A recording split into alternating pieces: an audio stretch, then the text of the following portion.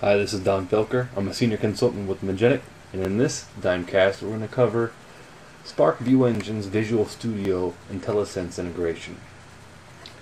I'm going to preface this Dimecast with stating that I cannot guarantee that what we're about to do is going to work on your machine. I'm not sure what add-ins you have installed for Visual Studio. I'm not sure what other components you may have installed that may be affecting other areas of the application. Lou Desjardins, the creator of Spark View Engine, and myself have tried to help many different people to get the IntelliSense up and running. Lou has done a great job at updating the installer accordingly to try to fix some issues other people have had, but some people have not been able to get IntelliSense up and running, and sometimes people lose it for no reason or an unknown reason that they don't know about. So what we need to do to install IntelliSense is to, inside of our Spark download, we have a Spark VS integration MSI, and we'll just need to install that. But beforehand, let's go into an example of why this might be needed. If we were to look inside of a simple example, say we want to use HTML that action link. If I hit the dot here, I don't have any IntelliSense.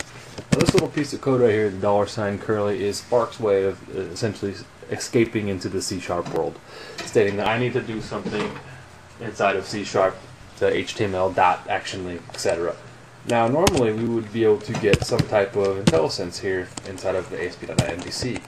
Now this would be incredibly helpful, as we all know, inside of Spark, and any programming language for that matter.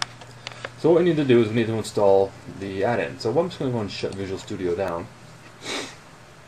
and then I'm just going to install this add-in. Now the thing about this add-in to note though is it's going to show a dialog, and if you see this dialog, you're lucky, because a lot of times this thing goes so fast you won't even see it pop up. The installer is doing its work right now, and we're just going to see this, and then it's going to go away. And what that means is it installed successfully. There's no confirmation windows.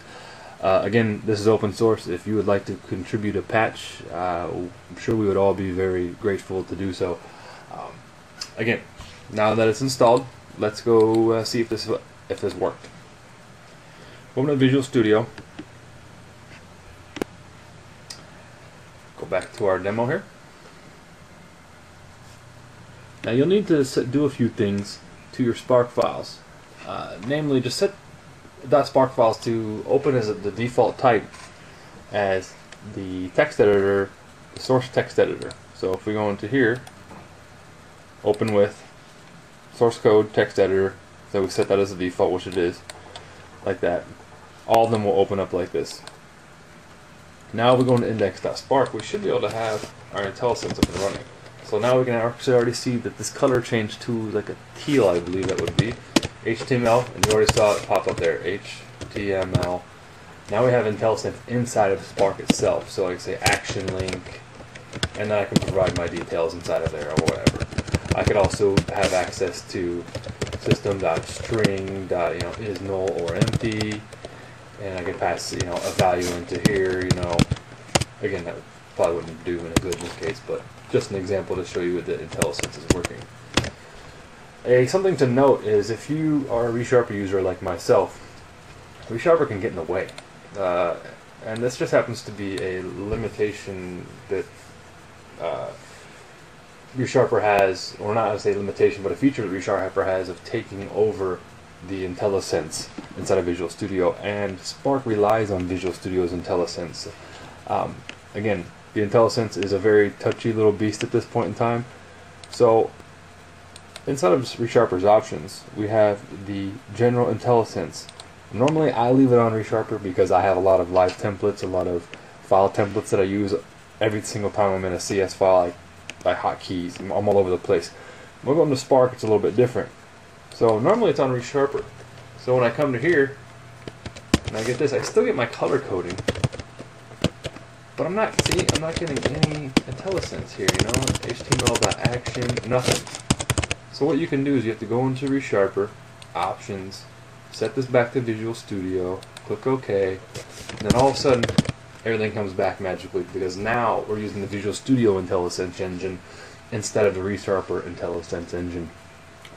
To alleviate this problem, I've created a auto hotkey script that you can get from my blog at blog.donnfelker.com that will allow you to basically hit a key combination of Control Shift F7, and first couple times it's hard to memorize, but it catches on real quick. So as soon as you hop inside of a Spark file, you'll hit Control Shift Alt 7. Auto hotkey will automatically change that setting for you real quickly. If you would like to create a ReSharper add-in that would automatically detect if you're in a Spark file and not, and make the setting change behind the scenes, that would be greatly appreciated, as neither myself or Lou have gotten around to doing anything of that nature yet. But now this will actually work for you inside of the Spark View Engine here. Please note that you may see on SparkViewEngine.com that many people have also reported problems with the IntelliSense. You also see on the dev group people have trouble getting it up and running. A few things to note. Again, you want to make sure you open this with the source code as the text editor.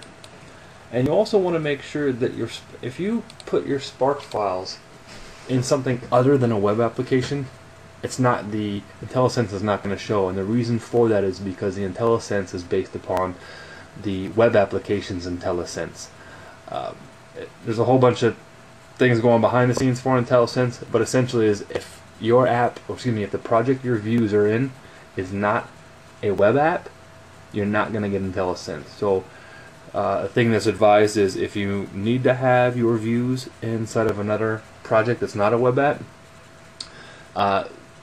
turn it into a web app, and you can do that through the project GUIDs, or or you could just do create a new project and change the project and move the files over, whatever is easier for you, and just treat it as a class library, because all a web app really is to Visual Studio is just a couple project GUIDs that give it basically this little icon here, which is with the world and C# and files, etc.